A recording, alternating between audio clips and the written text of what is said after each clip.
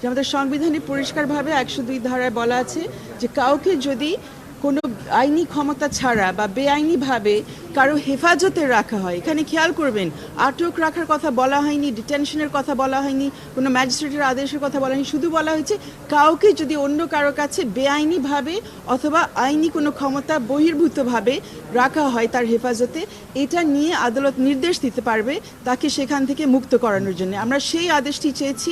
এখানে ডিবির থেকে আমরা শুনেছি বারবার বিভিন্ন জায়গায় টেলিভিশনের পর্দায় আমাদের পত্রপত্রিকার মাধ্যমে তাদের পরিষ্কার স্টেটমেন্ট যে ওনাদের হেফাজতে এই 6 জন ছাত্র আছেন। তারা বারবার বলেছেন, সবার কাছে স্বীকার করেছেন, তাদের সাথে তারা খাওয়া দাওয়া করছেন, এটাও দেখিয়েছেন, কিন্তু কোথায় তারা বলছেন যে তারা তাদের সম্মতি নিয়ে তাদেরকে কাছে রেখেছেন, এই কথাগুলো আমরা পাচ্ছি না। তাদের পরিবার তাদের সাথে দেখা করতে চেষ্টা করেছে, তাদের শিক্ষকগণ তাদের সাথে দেখা করতে চেষ্টা করেছেন, তাদের কাউকে দেখা করতে দেওয়া হয়নি।